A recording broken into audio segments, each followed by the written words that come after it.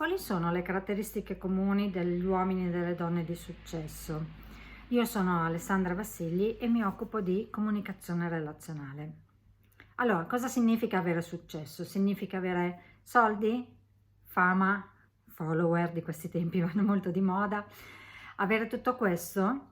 No, non proprio. Questi sono degli effetti collaterali, ma avere successo nella vita non significa proprio questo. Intanto partiamo da una cosa che ritengo molto utile sapere, sono l'etimologia delle parole. Successo è il participio passato della parola succedere. E succedere quindi significa muoversi, andare, avanzare, quindi agire. Le persone di successo agiscono e questa è la prima cosa importante da tenere a mente. Agire significa essere coinvolti a 360 gradi, quindi mente, fisico e anima.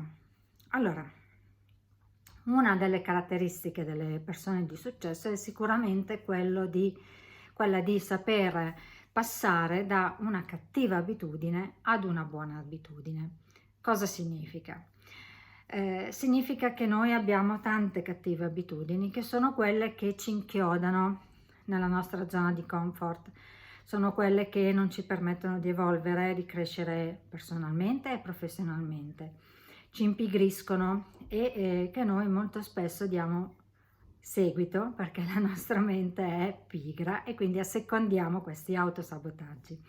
Non abbiamo voglia di sperimentare, abbiamo paura di buttarci oltre i nostri limiti, di scoprire dove sono i nostri limiti e tanto altro. Allora, intanto passare da una cattiva abitudine a una buona abitudine significa letteralmente smontare un'architettura mentale e attivarne una nuova, costruirne una nuova. Quindi ci vuole tempo, costanza e determinazione. Le cattive abitudini sono quelle che incidono sulla nostra autostima, incidono sul fisico.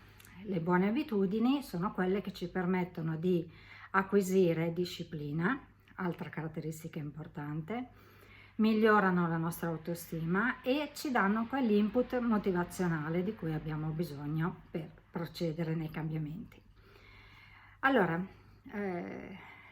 come si fa a passare da una cattiva abitudine a una buona abitudine? Intanto dovete visualizzare, avere in mente nero su bianco, in modo molto chiaro, cosa volete fare della vostra vita, chi volete essere.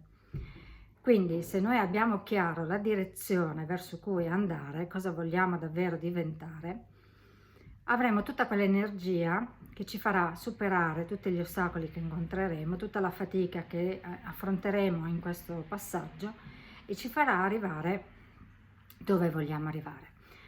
Ora, bisogna fare un piccolo passo alla volta e trovare una cattiva abitudine molto concreta, capire perché è una cattiva abitudine e su cosa andare a lavorare.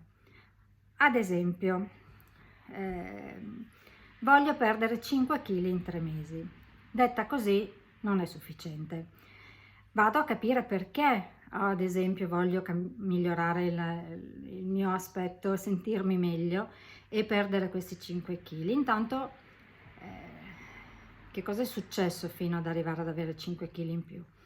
Allora decidiamo che per perdere 5 kg possiamo ad esempio camminare 30 minuti al giorno.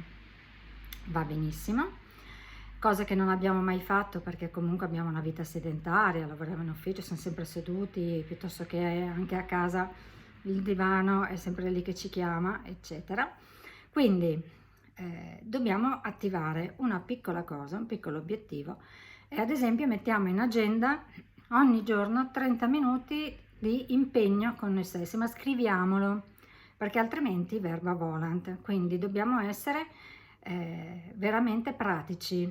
30 minuti e sono come se io avessi una riunione importante col capo piuttosto con gli altri collaboratori, ok? 30 minuti sono sacri, miei, assolutamente, non esiste pioggia, neve, freddo eccetera che mi toglieranno da fare questi 30 minuti.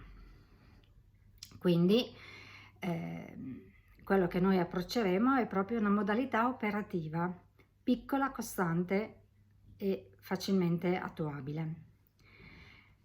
Arrivare ad avere una buona abitudine non significa dover sentire il peso di dover fare qualcosa. Cominciamo a cambiare, a spostare anche la nostra percezione mentale.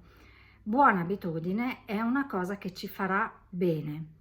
Pensiamola così e la nostra mente ci seguirà in tutto il percorso. Pensiamo ad esempio che camminare, muoverci, fare movimento fisico e attività fisica sviluppa le endorfine, che sono chiamate gli ormoni della felicità. Ed effettivamente, quando noi facciamo del movimento di una certa importanza, noi ci sentiamo bene, ci sentiamo carichi, abbiamo recuperato un sacco di energia che non avevamo prima, nonostante tutta la fatica, proprio perché queste endorfine ci rilassano, ci procurano serenità e noi siamo bene. Quindi teniamo ben presente il ricordo di questo benessere dopo la fatica. Sarà quello che ci motiverà nel fare ancora domani questa fatica. Quindi non è impossibile, è attuabilissimo. Dobbiamo metterci in testa che ci vogliono più o meno 20 giorni, dicono, perché si passi da una cattiva abitudine a una buona abitudine. Ma non 20 giorni di calendario, 20 giorni sull'agenda fatti fatti, programmati, attuati. Ok? Quindi buon lavoro.